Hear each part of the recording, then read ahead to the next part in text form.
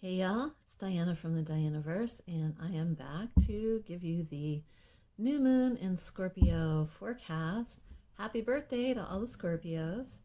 It happened this morning at about 4 a.m. I couldn't get this out yesterday, I was still working on it. But we'll be feeling this through Thursday about 4 a.m. Because the moon will stay in Scorpio until then. And actually, we'll be feeling it longer than that because we're in eclipse season. Yay! So we have some pretty dynamic astrology going on right now.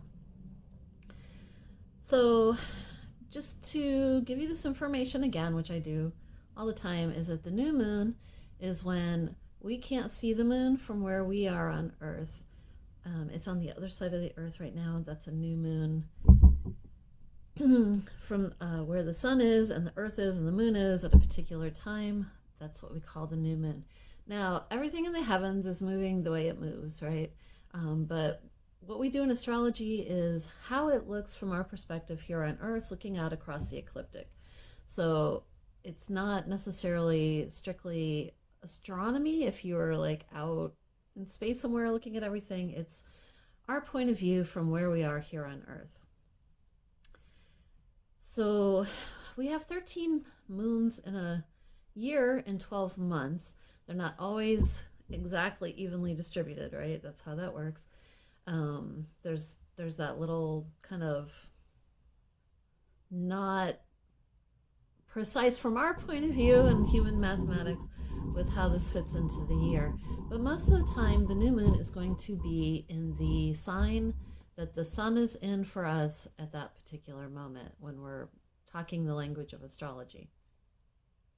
This lunation is a partial solar eclipse. So the solar eclipse comes first, and then we'll have lunar eclipse in 2 weeks when we're doing the next forecast at the full moon. So this particular solar eclipse is also conjunct the south node, not super closely, but pretty close. That's in Scorpio. We can't see that in the U.S.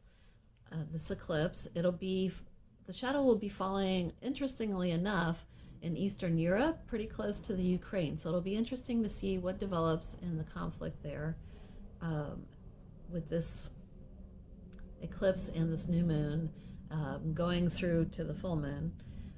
Scorpio is a feminine sign, so there could be something interesting, a strategic role that the feminine has to play in this, and that could be feminine qualities such as diplomacy or making agreements, but it could also be actual like women doing things in the world. And we're seeing this around the world already as it is, right? Where humanitarian crises are, it's often affecting particularly women, because women tend to be the caregivers and taking care of children and things like that.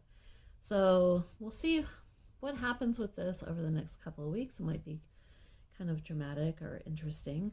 The South Node and Scorpio are both about letting go. So the eclipses give us a chance to feel other celestial energies. Like it kind of shakes us out of the view that we have all the time.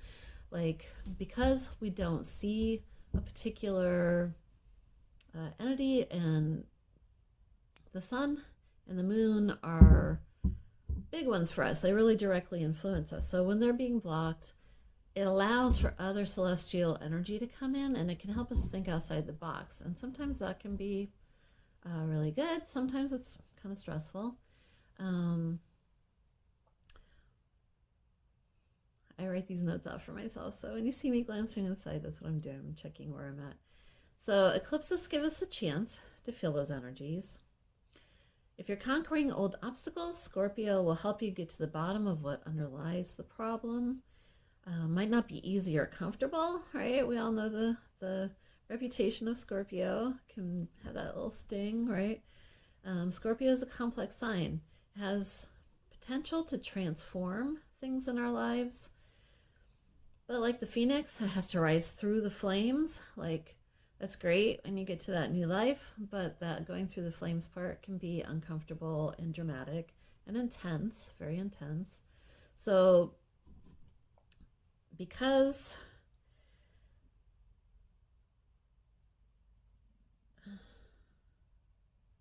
we're moving through this, think also about Taurus, right? Because it's on the opposite side from Scorpio. And especially with our lunar nodes right now are in Taurus and in Taurus and Scorpio. So you want to think about that Taurus, because that Taurus will be popping up in 2 weeks on November 8th when we have our full moon eclipse, which will be a lunar eclipse. So if you see me tapping the camera, it's because it wants to save energy and doesn't show me the display. I have to tap it.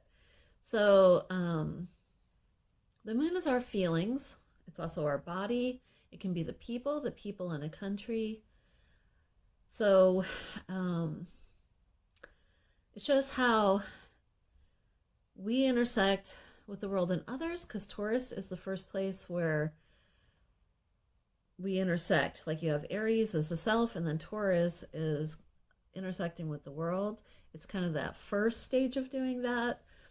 If you think about it, Scorpio falls in Samhain or Halloween, and Taurus falls on Beltane, or the beginning of the growth cycle in the following year.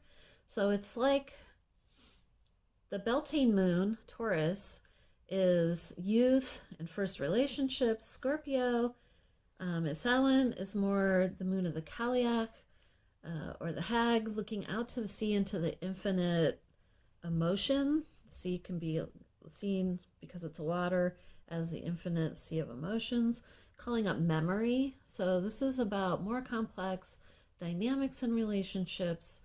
And Libra is a sign of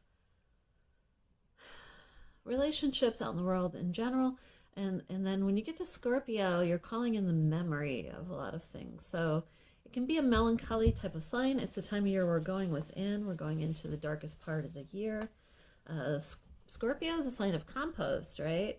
It's kind of the composting of all the shit that came out of Taurus season. I kind of got this from Adam Summers. I was listening because I also study astrology. I don't just come up with all this off the top of my head. But he was talking about how the bullshit, right? Bullshit alerts this time of year when you've got Taurus on the opposite side of the nodes, and how Scorpio is composting that. But what good do you get out of that, right? Because good things come out of compost. All it was digested during the fecundity of the bull season, and now compost provide fertility for Taurus season next year. Gardeners know you need the cycle of compost to grow next year's garden, right? So what can you draw out of the stuff that you're letting go? Because the South Node is about what we're our comfort zone and what we need to let go out of that so that we can grow for the next lunation, even our Taurus full moon. If you're setting your intentions now with the new moon, what do you want to grow? What do you need to let go of to make space? And extracting, you don't just throw out the baby with the bathwater, right? You want to get something out of everything you're assimilating, everything that's happened this summer, all the places you've been, the relationships you've had. And you're going to compost the stuff you need to get rid of and extract just the good stuff, right? To carry forward with you. So I want to think about, Scorpio is power dynamics. It's about the wealth. You want to see, what do you want to ruthlessly and joyously shed out of these cycles, and thinking about the heavy structures maybe and blocks in our thinking. We've got Mars and Gemini, so that's an air sign that's lightening our thinking of different points of view. What are you going to eliminate? What are you going to let go of? So Mars is a traditional ruler of Scorpio, so it's very connected to this lunation. Maybe take a media break. Maybe you don't need more information. You need to process what you already have. Mars is going to go retrograde on the 31st in Aquarius. I'll talk about that again in a second. And you might want to just not look at all the news and all the ideas and all the opinions right now, and so you can focus on what you're trying to bring into intention. You might try out some different routines to get a different point of view on things. Maybe try new recipes, things you don't normally eat that you think you don't like. Try them in a different way. See what happens. Try taking a different way home. Like look at the map and go a different route, just so you see different things. There's an element of intuition to this because this Mars is squaring Neptune in Pisces, and Pisces is like everything, right? It's the sea. So there's that sea again. So you want to be able to sift through all this information about where you're at, maybe with a little bit more of sort of not quite looking at it directly, but seeing what filters in. What does your intuition say? Like sometimes when you're looking from your peripheral vision, you get glimpses of things you don't see when you're looking directly at it. So you might try that out as a meditation, even like sitting with, I have an altar. You might have a place that you meditate. You could even just go out in a park or whatever. Instead of looking directly at something, like looking directly at a tree, maybe you just let it be in the periphery of your vision and see what comes up. This is a great lunation for seeing what bubbles up and then working with that. Like I've had emotions bubble up and they just kind of came out of my mouth. Mars in Gemini doesn't always slow down to think before it says things. So, Mars is the warrior. He's not necessarily comfortable in Libra. Mars used to rule Scorpio. That was the traditional ruler of Scorpio. Now it's Pluto, now that we found Pluto. But it's kind of like it moves things, but it doesn't always have tact, right? And y'all realize I'm talking to myself when I say these things because they're coming from some experience. So you might see what bubbles up, and if it's something complaining, if it's something critical, you might say, well, where is that coming from? Like where did I feel disempowered? Where do I need to maybe assimilate something from that or learn about what happened without blame? Because there's often not really perfect choices in life, right? So you have to kind of assimilate the things that you're not as comfortable with back into your psyche so that you can move forward. You got to let it go in a way, because we hold on to things. We couldn't make a perfect choice, and then we have regrets. And then you have to assimilate that so that you can make fresh moves, right? So you might recreate a story for yourself. Right with your non-dominant hand. I find that an interesting exercise sometimes. See what the other side, the Gemini, you've got these two sides. See what your non-dominant side might have for you to bubble up. You might get nothing, or you might have something trigger that like makes you think about things in a different way. We can rewrite our history. So maybe you want to rewrite whatever is underlying that comes up for you. Mars is going to be retrograde till next March, so we have time to go over these things. You may flip-flop a few times over what you think about some stuff.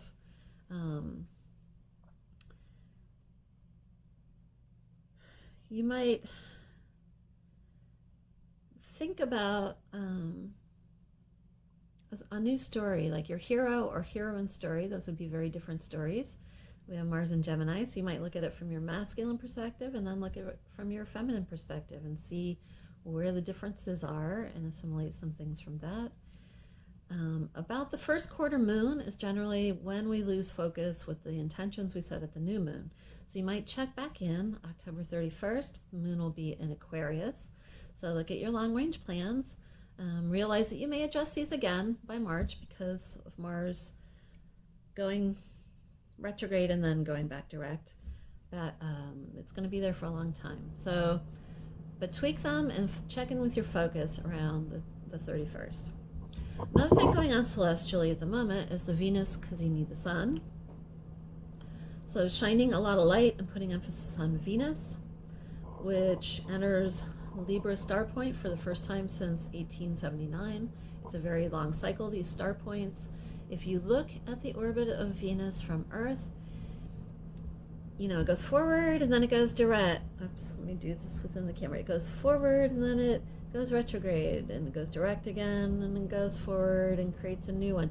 So there's these points at these retrograde and forward movements, and Ariel Gutman calls them Venus star points, and they are in particular signs for a very long cycle.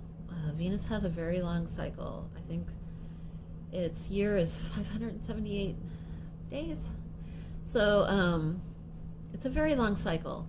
And the last time that we had star points in Libra goes all the way back to 1879. And then I think before that it was 1775, I want to say. I didn't write that one down, but it was just before the American Revolution.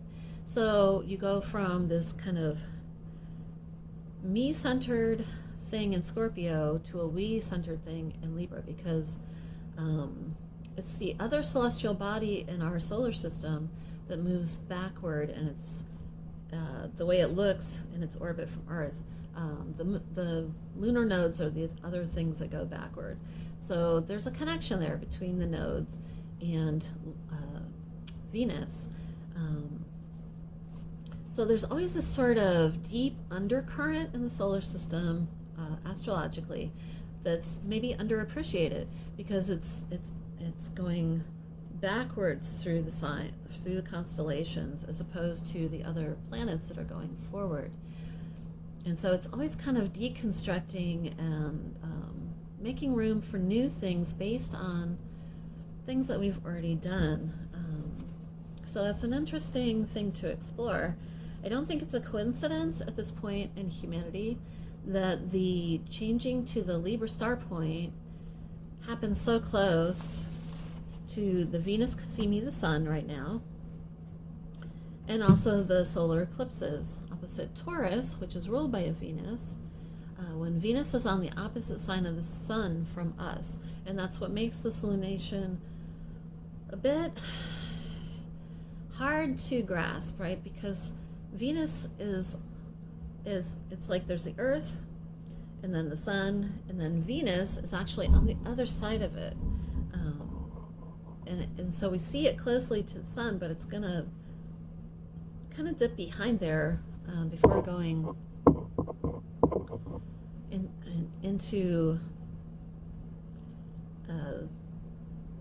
the lunar eclipse that we're going to have in 2 weeks. So I'm curious to see what happens in the world in the next 2 weeks with this confluence of movement of all these celestial bodies.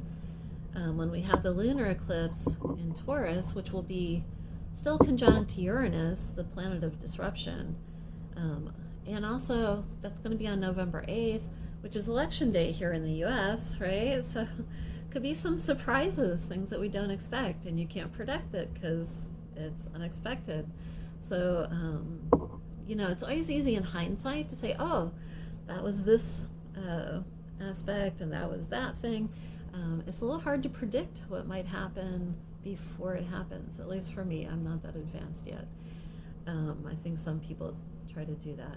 Even Rick Levine, who's very experienced, says, if anybody tells you that they know what's going to happen, they don't know, because we can't know. Could be so many different things. Let me know what comes up for you personally over the next 2 weeks during this lunation below in the comments. I would love to hear that. I'm putting a link to a song suggestion that I felt was really in tune with this lunation that's happening with the new moon right now.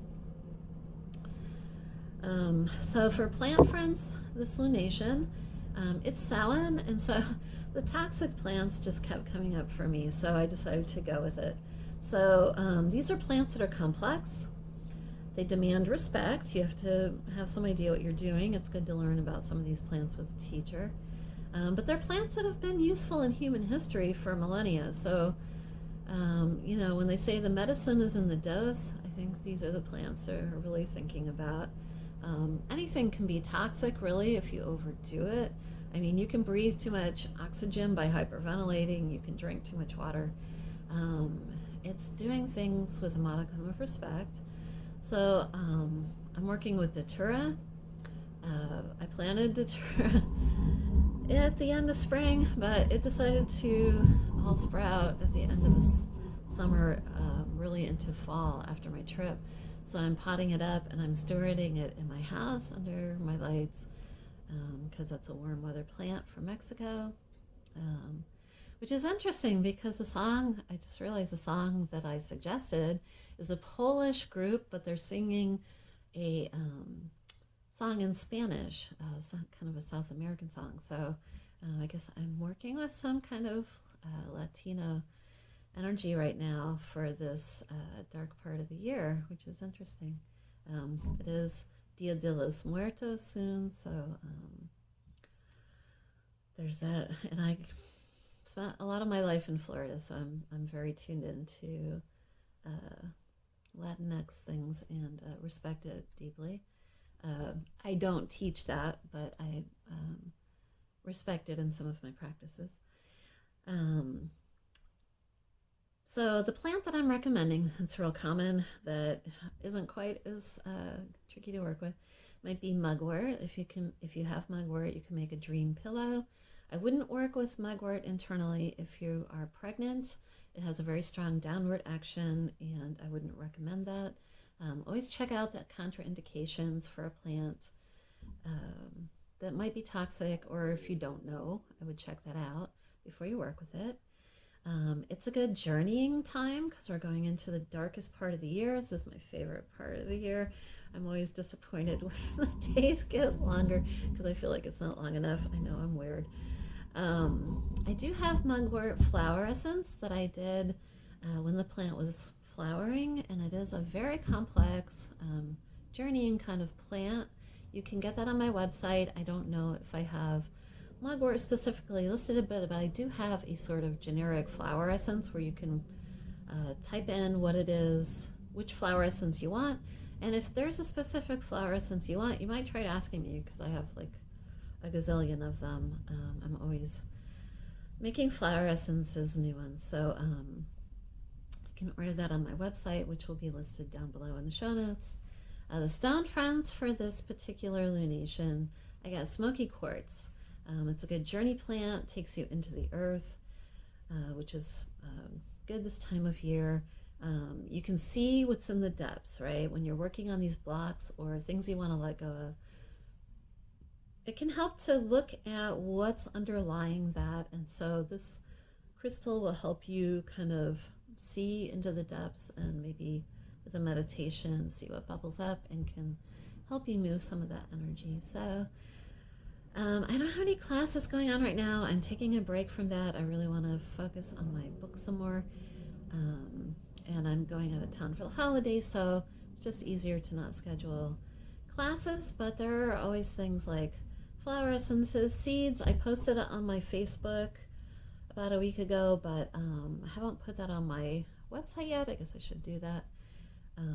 Some of the perennial plants, it's good to start over the winter. They like to have a cold season, or like I've noticed some plants, like particularly the Alexanders. It's a Roman plant that was brought to the British Isles, but it, like Angelica and plants in that family, the Umbelliferae or the, is that in the Umbelliferae? It might be in the Umbelliferae. It's a it's related to Angelica and those types of plants, edible plant, but it's definitely grows better if you plant it in the fall. So there you go. That's the lunation for this particular solar eclipse with the new moon in Scorpio, and I hope that you are able to work with the energy and not fight it, and that your lunation is productive for you. And yeah, let me know in the notes what's going on for you. All right, take care.